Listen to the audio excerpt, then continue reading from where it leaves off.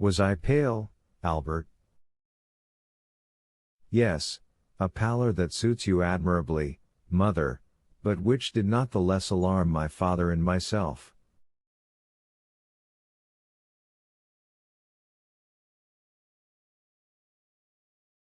Did your father speak of it? Inquired Mercedes eagerly. No, madam, but do you not remember that he spoke of the fact to you?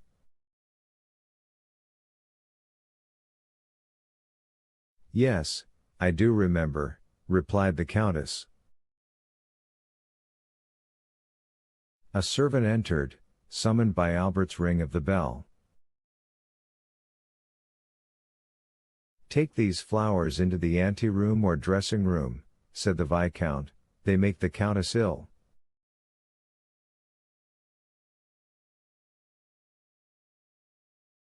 The footman obeyed his orders. A long pause ensued, which lasted until all the flowers were removed.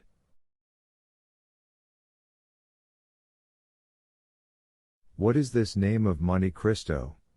Inquired the Countess, when the servant had taken away the last vase of flowers. Is it a family name, or the name of the estate, or a simple title?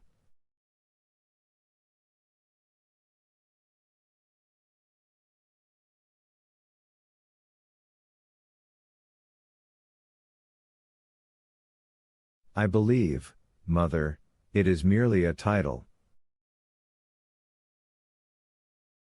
The Count purchased an island in the Tuscan archipelago, and, as he told you today, has founded a commandery.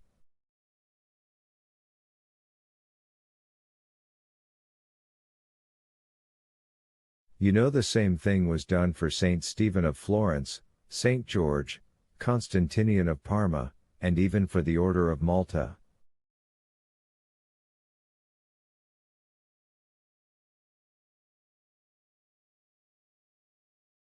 Except this, he has no pretension to nobility, and calls himself a chance count, although the general opinion at Rome is that the count is a man of very high distinction.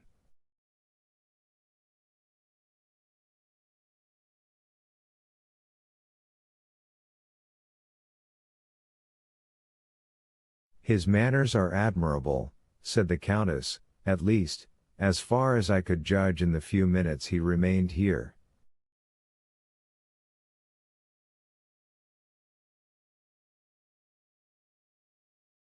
They are perfect, mother, so perfect, that they surpass by far all I have known in the leading aristocracy of the three proudest nobilities of Europe, the English, the Spanish, and the German.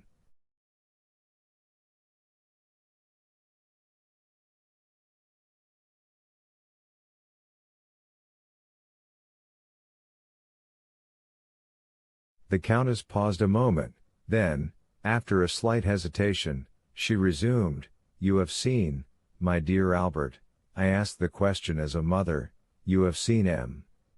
de Monte Cristo in his house, you are quick-sighted, have much knowledge of the world, more tact than is usual at your age. Do you think the Count is really what he appears to be?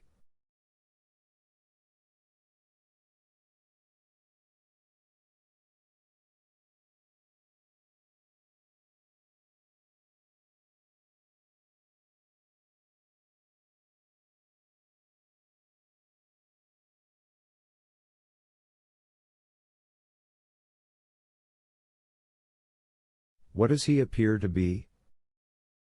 Why, you have just said, a man of high distinction. I told you, my dear mother, he was esteemed such. But what is your own opinion, Albert? I must tell you that I have not come to any decided opinion respecting him, but I think him a Maltese.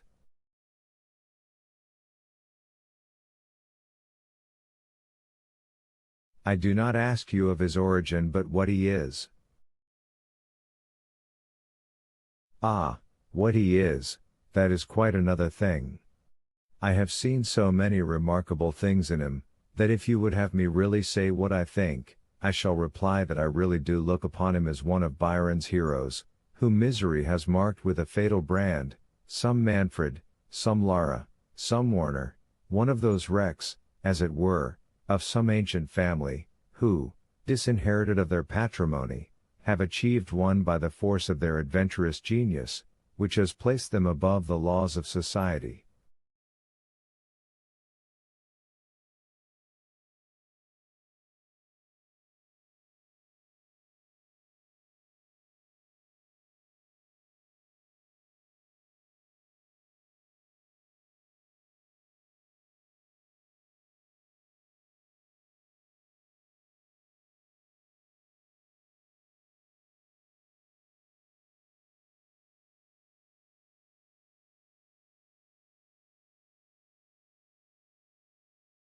You say, I say that Monte Cristo is an island in the midst of the Mediterranean, without inhabitants or garrison, the resort of smugglers of all nations, and pirates of every flag.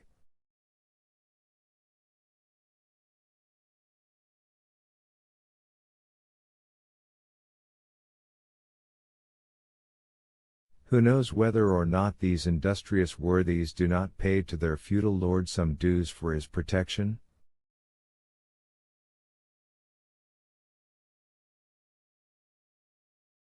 That is possible, said the Countess, reflecting. Never mind, continued the young man, smuggler or not, you must agree, mother dear, as you have seen him, that the Count of Monte Cristo is a remarkable man, who will have the greatest success in the salons of Paris.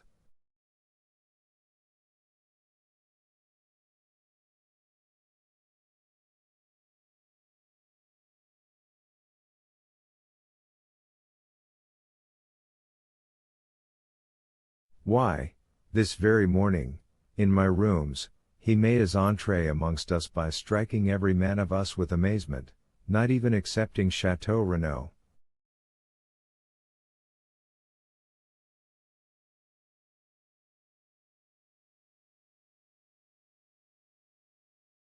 And what do you suppose is the Count's age? Inquired Mercedes, evidently attaching great importance to this question.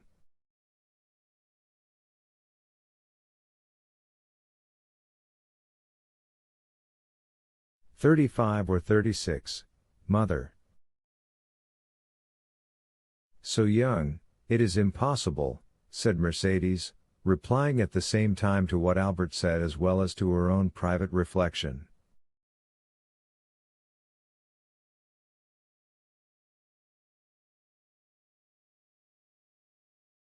It is the truth, however. 3 or 4 times he has said to me, and certainly without the slightest premeditation, at such a period I was 5 years old, at another 10 years old, at another 12, and I, induced by curiosity, which kept me alive to these details, have compared the dates, and never found him inaccurate.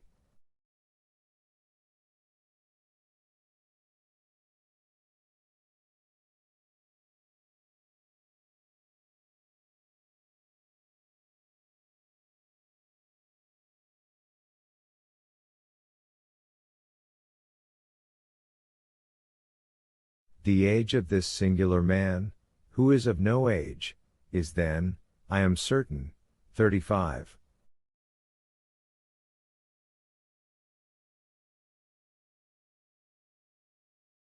Besides, mother, remark how vivid his eye, how raven black his hair, and his brow, though so pale, is free from wrinkles. He is not only vigorous, but also young.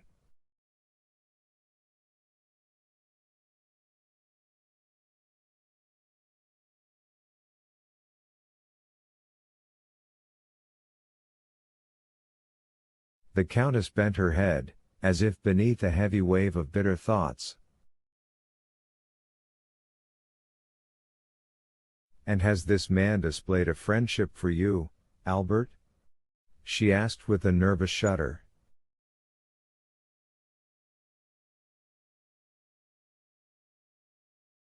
I am inclined to think so. And, do you like him? Why, he pleases me in spite of Franz d'Epinay, who tries to convince me that he is a being returned from the other world.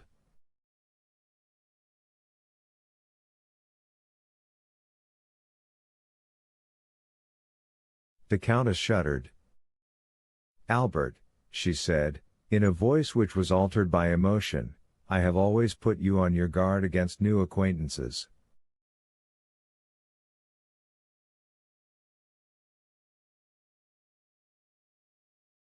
Now you are a man, and are able to give me advice, yet I repeat to you, Albert, be prudent.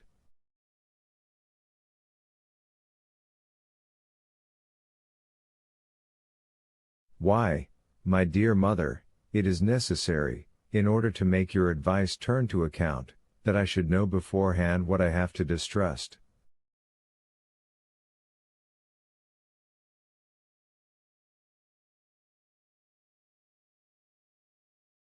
The Count never plays, he only drinks pure water tinged with a little sherry, and is so rich that he cannot, without intending to laugh at me, try to borrow money.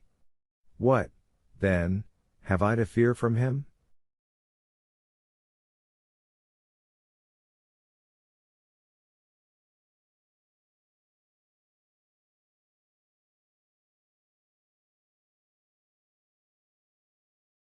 You are right, said the Countess, and my fears are weakness, especially when directed against a man who has saved your life.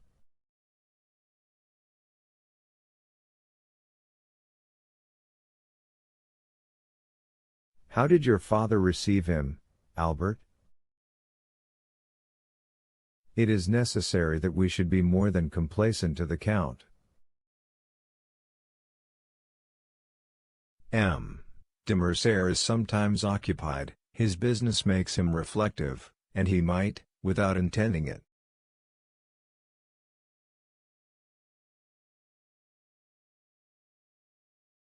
Nothing could be in better taste than my father's demeanor, madam, said Albert, nay, more, he seemed greatly flattered at 2 or 3 compliments which the Count very skilfully and agreeably paid him with as much ease as if he had known him these 30 years.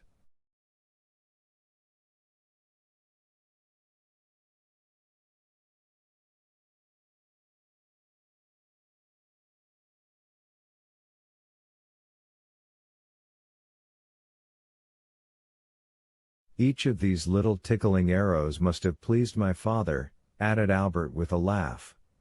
And thus they parted the best possible friends, and M. de Mercer even wished to take him to the chamber to hear the speakers.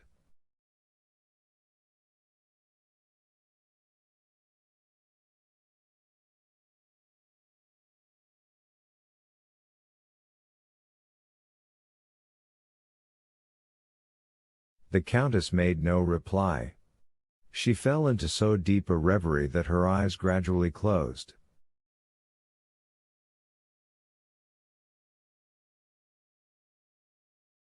The young man, standing up before her, gazed upon her with that filial affection which is so tender and endearing with children whose mothers are still young and handsome.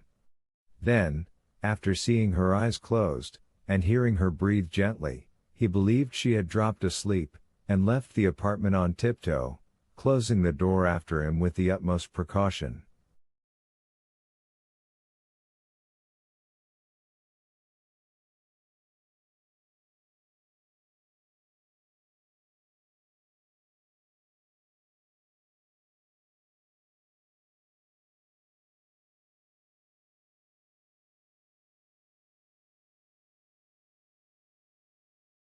This devil of a fellow, he muttered, shaking his head, I said at the time he would create a sensation here, and I measure his effect by an infallible thermometer. My mother has noticed him, and he must therefore, perforce, be remarkable.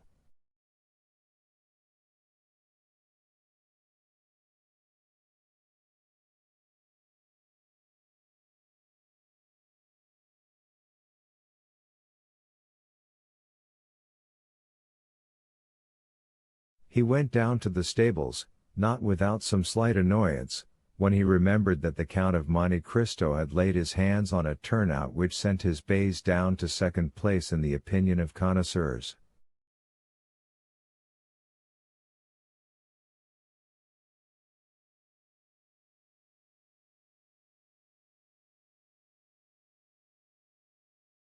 Most decidedly, said he, men are not equal, and I must beg my father to develop this theorem in the Chamber of Peers.